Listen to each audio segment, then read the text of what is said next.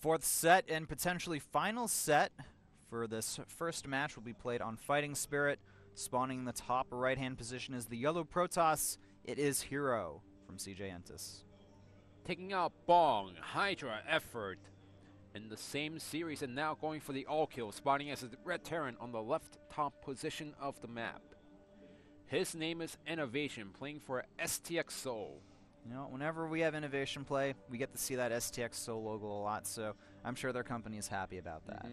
Well, Innovation versus herO back in Brood War, 4-0 for Innovation. But do remember, herO was Zerg back then. He was actually bad back then too, guys. That's a little unknown fact as well. He was just not a good Zerg player. Kind of like how Classic was just not a good Terran player, but they're both, for some reason, amazing Protoss players. So I guess the race just ends up suiting their personalities a lot better.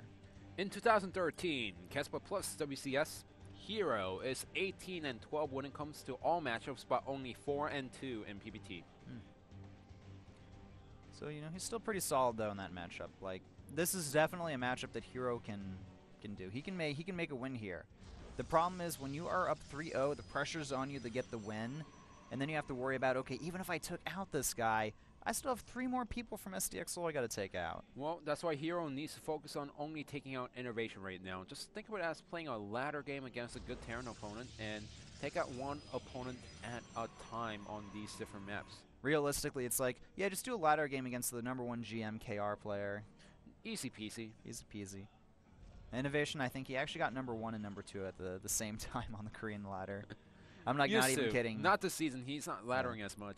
Yeah, not as much. He doesn't need to at this point. He's gotten what he needs out of ladder. Now he can just refine his games through custom matches against his teammates, which is something that I talked to some players about. They predicted that the Kespa players were going to originally ladder a lot, and then over time they're going to play more and more custom games because they're already at the cutting edge of the metagame. They're already kind of like the best players out there for the most part. So the incentive to ladder isn't as large as it would be to do custom games with your teammates. They'll play some games on ladder if their teammates are already went to sleep, so they don't have anyone to practice against, or they just want to try something on ladder. Look at this here. It looks like we have a proxy pylon going down from herO.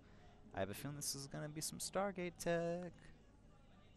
Well, let's see what it's going to be. Remember, Innovation. He went for the 15cc. Does herO... Is he just going to try to counter the 15cc early on with the proxy Stargate at the 9 o'clock position? Well, he pretty much... this is actually risky, by the way, because herO pretty much told himself that his opponent is not on the right are side those of units the map. going to see each other? This is going to definitely... Innovation, did he even see that, though? I don't think so. He didn't see it. Well, he is sending out... Okay, that is the first SCV. He is sending out a Marine against a Pro, but I don't know if he saw the direction of the Pro, because you usually do not come from the side. I think that if this SCV is over here, he may try to scout over in that top location there. Like, he should be at least a little bit wary of what's going on here. This is not something... You don't see the probe scout ever in that location. That's just... It doesn't happen. You don't see the probe scout going towards the right bottom position from that direction. Exactly. All right, we have the... Oracle on the way. Oracle on the way, indeed. So that's coming up here. We have a third barracks on the way. That's very smart. I think Innovation realizes that there's going to be a lot of pressure early on, and the easiest way to deal with this is to get a lot of Marines early on. What if Innovation already knows what's happening, but he's just trying to act like he doesn't know? That would actually be like... That'd be sick. That'd be really sick. Well, the first Oracle is out on the way, and Innovation does not have any defense at the natural, but he does have up to 6 Marines. He's got 6 Marines, so he will be able to defend against this Oracle. Eventually. Eventually. The 6 Marines can certainly take out this Oracle, and they're able to get 2 there. These 3 kills, actually. Nice micro from herO as well. That's actually pretty impressive. And only losing the shield before getting shot by the Marines and being outside of the range. We do have a second Oracle out on the way by herO. This is true. This is going to be the difficult thing for Innovation to deal with here, especially if those Oracles are together as well. Right, well, so far the Oracles are apart, and that Oracle needs to get out of there because that's 5 Marines, and he did not get the first shot on the Marines. So we get 6 kills total. You may get a few more here. These Marines, they're going to kind of... Yeah, they're going to go ahead and scare away that Oracle. That Oracle's like, maybe I can get it. No. Not today. No. All right, we got a Missile Turret going up here at the natural. herO is... He hasn't really been able to do much damage with this. At most, he's forced his opponent to make a few extra turrets and maybe delay his factory tech a little bit, but the economy for innovation is going to be superior to herO's. I feel like if he went for maybe 1 Oracle, it would have been justified if he got up to 3 or 4 kills and then used the Revelation throughout the entire game, just like Bong from the first game. But making up to 2 and only getting 7 STV kills, now that's a little iffy. It is a little bit iffy. It's like it's not like a terrible position that herO's in, but innovation's gonna quickly climb ahead in supply, and we do have that Robotech done, getting a fast Robo Bay behind this. So herO looking like he wants to get aggressive a little bit earlier on in this game, I think. This is like watching Bong versus Innovation set number 1 without the Phoenixes. Yeah, that's exactly right. Yeah, really fast Robo Bay behind it, not that many gateways, and doing a nice job with the Oracle once again, now getting up to 5 kills and 1 of the Oracle. Yeah. And you know what the annoying thing about these Oracles is? Until they're completely dealt with, Innovation has to have units back to defend. It's just so annoying to deal with. And you never know when the Oracle is going to cast the Revelation on top of the Marine, so you try to push out on the map, Revelation goes out, and you're like, oh, I can't go for the drop, or I can't go for the push. And the fact that there's a lot of dead airspace on this map where the Oracles can hide actually goes into herO's favor. And over time, he's going to be able to pick off more and more SCVs here, which is exactly what he's been doing. He's up to 4 kills on this Oracle over here. The other one's gotten a few as well. And over time, I can see these Oracles paying off for themselves. They already almost have, I feel. Yeah, I mean, it's much better than getting only 7 kills that we saw earlier in the game, now getting up to around like 9 to 10 kills behind us.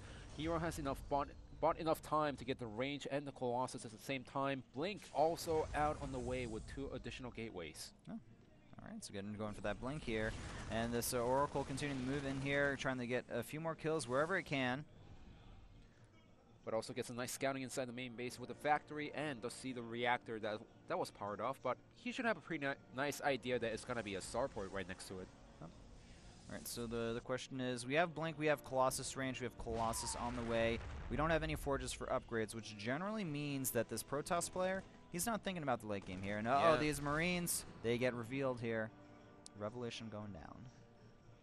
Medevac's also spotted. Now what Innovation can do is just show the initial units in the front with the Revelation and then hide the Marines from the back and trying to go for a counter drop inside the main base, because do remember, herO, he did get a nice Revelation on the army, but no Revelation on the Medevacs. Alright, looks like the army for herO just a little bit too big for Innovation to deal with at this point. 5 gateways out on the way by herO. I had a feeling, and this confirms that this is going to be a 2-base on. This Oracle continuing to be really annoying, doing a good amount of damage. These Oracles have definitely paid for themselves by this point. 9 kills on that single Oracle. I do believe the other Oracle is still alive and well out on the field. Innovation needs to be... He needs to kind of expect that something's coming here. Oh, this is really bad. Force fields go down, killing off a lot of units here. This is exactly how he lost the game, but at the same time doing a drop in the main base. There's no units here to defend against this drop. This is going to quickly turn into a very fast all-in from herO, I feel. You know, he may be able to blink forward, get a few of those units killed yet, but the blink not yet complete, just barely from completing there. Nexus Cannon going down, going to scare away that Medevac. The problem is the Viking count right now. He needs to have Vikings to defend against this. And there's a lot of bio here, though. This is a pretty good amount here. Solid force fields go down. The Stalker count, though, it's not large enough. Innovation, he's pressing forward. He's going to be able to get these Colossi. If he gets the Colossus, then I feel like this could be it for herO. There's not going to be enough of a follow-up for him to deal any type of damage here. Blink going down, that's revealed. Though there's still enough Marauders and Medevacs in this army. herO looking like he's a bit panicked at this point. Where were the Oracles? I mean, they're still alive and well. They could have joined up with the main army and went for the ground army, and that's going to melt the Marauders and Marines really fast. I'm just surprised that herO did not bring his entire army. herO going for the double forge now. I think he's realized that he can't win at this point.